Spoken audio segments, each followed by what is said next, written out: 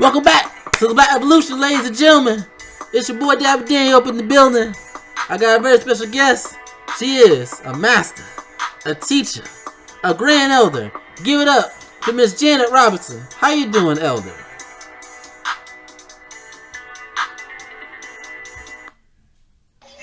How you doing, elder? I'm doing well today. Thank goodness for that. It's a blessed day. Yes, it is. Yes, it is.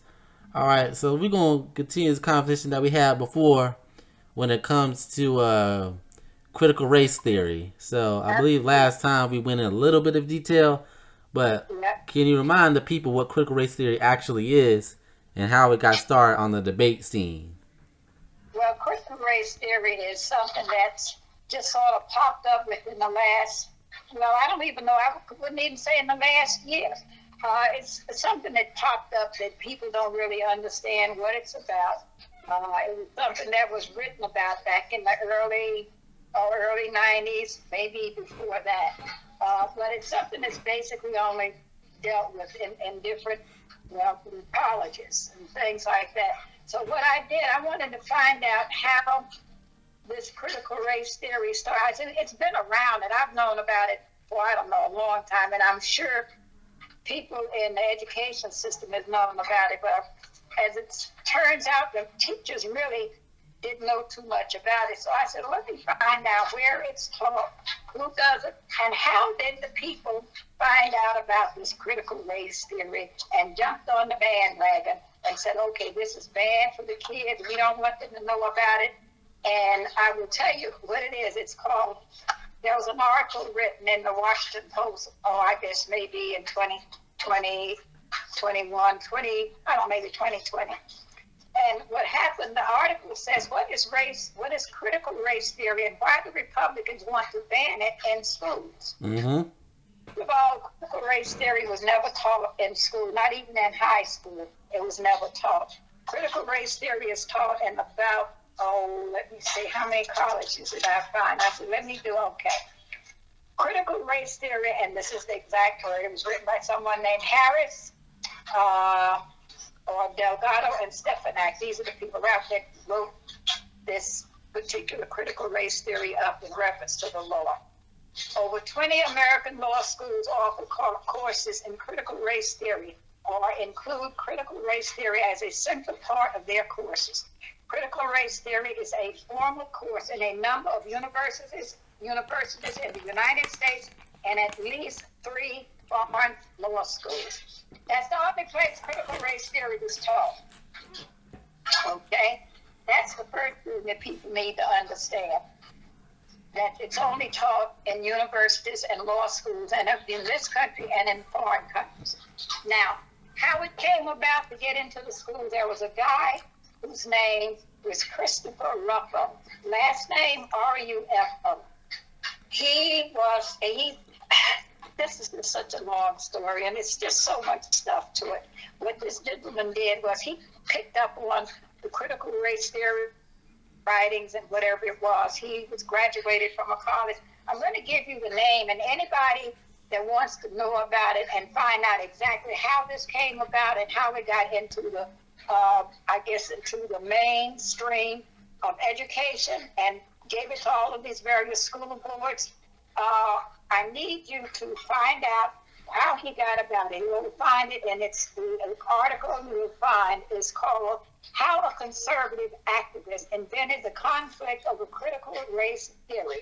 And his name was Christopher Ruffo, and the article was written by Benjamin Wallace Wells, June 18, 2021. And that is how the critical race theory came up. Nothing to do. So what he did, he went to various meetings and followed up with a lot of things that people are writing on the internet that we don't know what this is. We're going to do follow up, and you'll find out how critical race theory come about. First of all, before you decide to start banning books and burning books, which is something they did back in the early 40s when the Nazi Germany started out, they were going to purge and cleanse the country That's what they started doing. They were burning books, banning books, and had something called Crystal Knock, which meant that all the stores knocking out the windows that the Jews owned. In this instance, well, I guess they mad at the Jews and the black folks. I don't know who. But that before you decide that you're going to do critical race theory, find out what it means. Once you find out what it means, then you will understand. I mean, nobody's ever going to admit that they're wrong, particularly a politician. But this one in Virginia, you simply cannot ban something that is not being taught in schools. They do not teach this in schools. I don't think anyone would understand it if they did.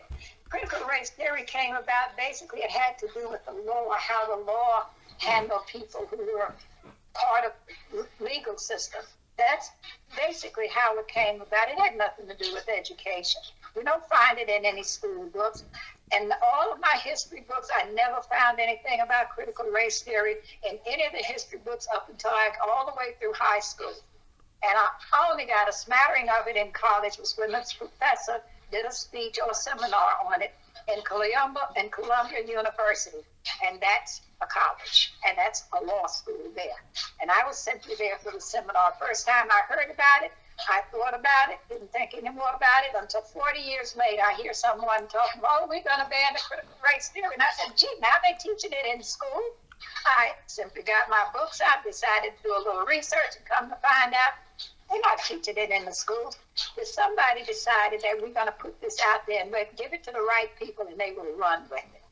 And all you have to do is put this on the internet, put it on Facebook, put it on Instagram, and give it to somebody on, what is that, Fox News, and they gone with it. And it's all over but the shouting. So somebody should send this to, I'm sure Tucker Carlson, I think they may have interviewed this guy on Fox News, but I don't think so. But this is an article that I really think people need to read and understand what critical race theory is. The other issue is that critical race theory is simply not about black folks. There are different kinds of, they have a disability critical race theory. That's an offshoot of something that they call, and it's called DISCRIT, D-I-S-C-R-I-T, which combines studies and CRT to focus on the intersection of disability and race. That means how are you treated in terms of if you have a disability, how are you treated as a minority? That's the thing that they're looking at in that. The other one is called Latino critical race theory. That has to do with how are you treated as a Latino. That's some of the brown people or the indigenous people. All of these things, you know, and then there's also the Asian racial critical race theory. So it's not like, you know, folks just went all off the cliff with this stuff. And that is what upsets me so bad, is that people don't really know what they're talking about or what they're, you know. And basically what it says is that Asian critical race theory looks at the influence of race and racism on the experience and outcomes of the Asian American in U.S. education. That's what, and right, you know, right now, I don't know about any place else, but considering the state where I am, there was a lot of attacks on Asians. So right there, you have the Asian, that's a critical race theory. So people just, they got, you know, it's just very hard to explain without going into a long dissertation about how critical race theory is affecting this country right now. Yeah. And not in a good way, because you don't talk, if you don't know what you're talking about, don't say it. That's what people always say. If you don't know what you're saying, don't talk about it. Leave it alone. Find out about it. Research it first. I'm surprised that these school boards didn't do any research at all. Absolutely not. They just decided to take somebody's word for it, like Tucker Carlson, or they just decided, oh, this guy, Christopher Rucker, said, oh, this is it. And they send people to these board meetings with a little bit of information. And that's how they got all of this, all of this information, you know. You tell one person, oh, well, you know, you should discuss this tell them about this at the board meeting. Because I was on a school board meeting in New York City many years ago. And we had to, you know, they had things where you had to learn how to be a board member. You had to go there to learn to be a board member, and things that you had to say, things that you had to do. you know, but they don't do that anymore. They don't teach you how to do the boredom. They don't teach you how not to fall into all of these negative tracks, and that's what people have fell into. Basically, they don't teach people what to think. They don't teach people to think at all. They just say, "Oh, follow instructions, just do this and do that," and it's like they don't teach people to sit down and think about what you're doing. I've seen in many schools that they don't even teach. They just be, "Oh, my office hours are from this time to this time," and that's it. I'm like, wait a second, you supposed to teach? What are you doing? No, you know, but that's just the way that the situation is. They have a thing called critical thinking too, and it has nothing to do with race. You have to learn how to think critically. Just don't think about things. Just say, now, wait, is this good for me? There's another thing that people don't realize too. The federal government had a program, and I don't have that right in front of me, but I will if we do this again. They did programs teaching people how to relate in terms with race and things like that in the federal government. And when Mr. Trump came in the office, he said, no, we don't want to do that anymore. Get rid of it. So the government had to get rid of that. And I have the name for it somewhere in my notes and all of my stuff. But they had to get rid of it because they used to have these, because I worked in jobs where you had to go and learn how to relate to one another. I don't know exactly what they called it, but it was almost like, you know, you go to work now and they have the workshops in terms of sexual harassment, how you handle that, who you report it to. Basically, this is sort of the same kind of thing. That, you know, you report, I'm being harassed because of my color, or I perceive I'm being harassed because of who I am, not my color and my sexual orientation. All of that, Mr. Trump said, no, we don't want to do that anymore. So it was disbanded, but it was there.